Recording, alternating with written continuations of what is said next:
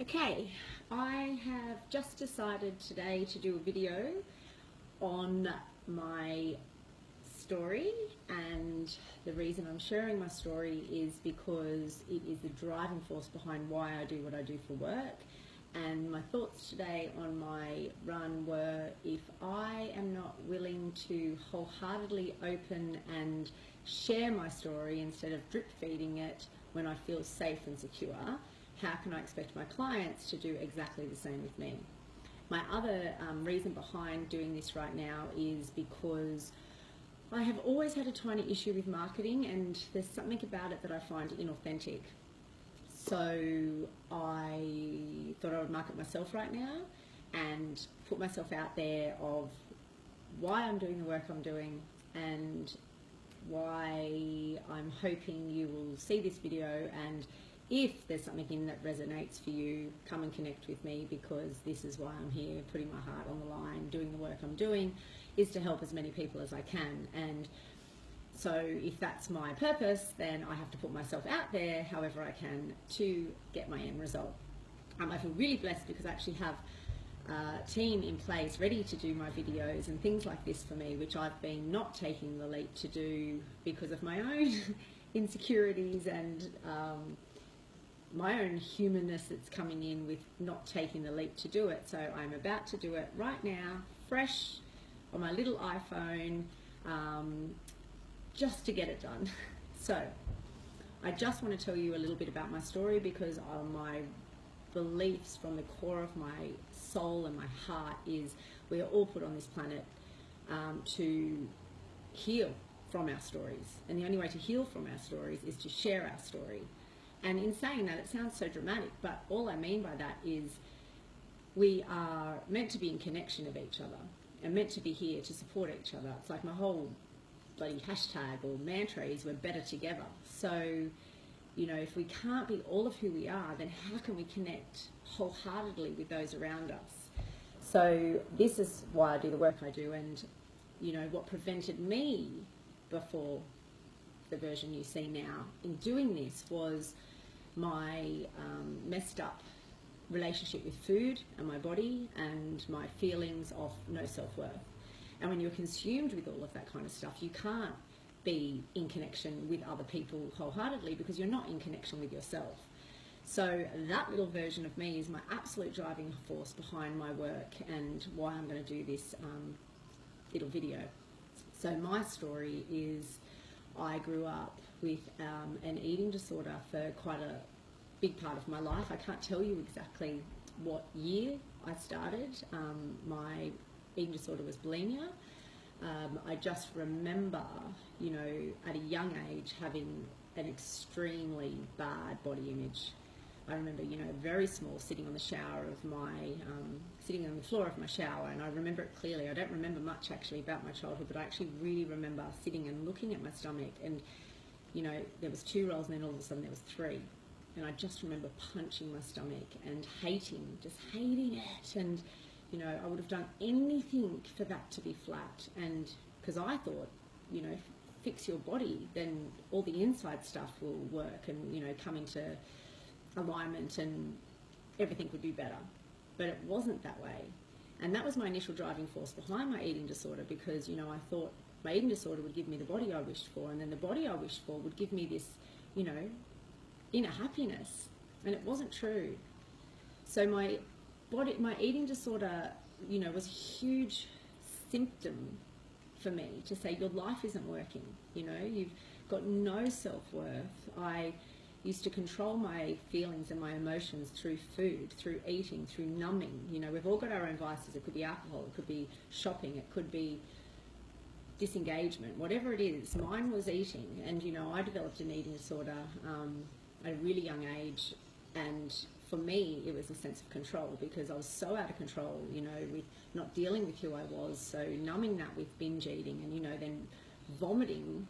I thought I'd won the lotto when I learnt that, because I was like, oh, that gives me some kind of control in my life. But this wasn't true. It was just a downward spiral, and, you know, it consumed about 15 years of my life.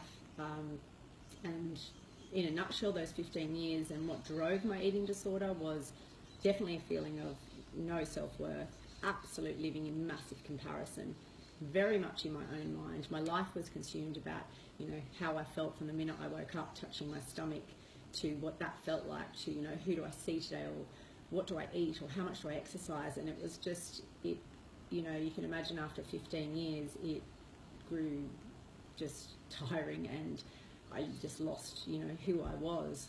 Not really sure I ever really knew. So my turning point with all of that was, back then there's no way I wanted to get better. I didn't think anything was wrong with me. This is just how I coped. And then I got pregnant with my first daughter 10 years ago, and with her in my belly, I realised in that moment what it felt like to have self-worth, because I had this little human growing in my belly who, I had made. Like, it's just that miracle of that. And through my whole entire pregnancy, I didn't have any eating disorder. I, was eating food for the first time to nourish my body. My awareness wasn't even on any of the stuff that consumed me. I had this big brown belly because it was summertime. I'd wear bikinis.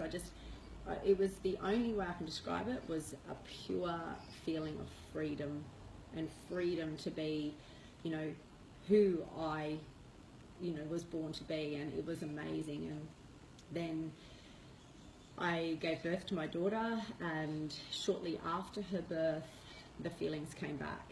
And it was probably harder that time, because then I'd had a taste of what it felt like not to feel like that. And it was like Despairville. And I remember one day, it was like I fought it, and then one day I had this big binge eat. It's very secretive, waited for my whole family to be in bed again, and binged and went to the shower and just had an epiphany of, I can't do this. Like, I didn't have enough self-worth for myself at that time, but I did for my daughter. And I thought, I cannot be this mum. I do not want to bring my daughters into the world being this mum. How can I? So I remember getting out of the shower and looking at her and just crying and saying to myself, you will get better. You will. I don't care what it takes. Like, pretty much woman up, and you're getting on top of this. And I didn't even know what that looked like.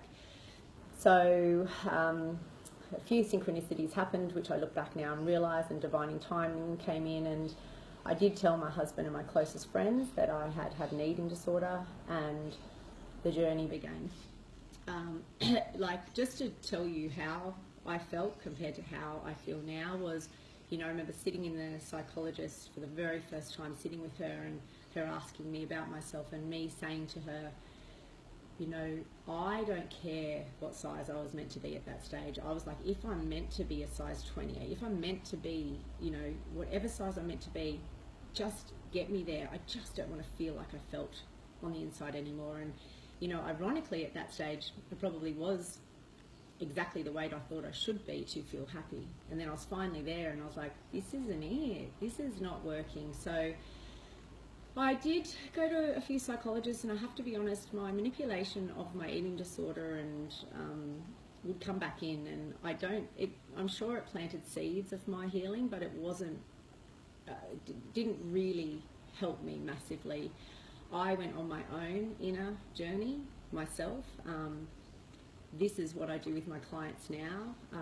I guess it is a formula of exactly what's worked for me, exactly what I consciously do daily, and that has been my healing journey.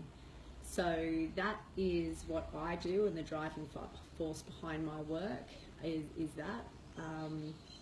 So I guess what kept me from being the truest version of me was my, distorted relationship with food and my body, which is where my passion lies in my work. And I do work with people without the food issues as well, that they have other blocks in their life, just not allowing them to be all that they are meant to be. So I really just wanted to share this story with you all today, because this is what I do with my clients.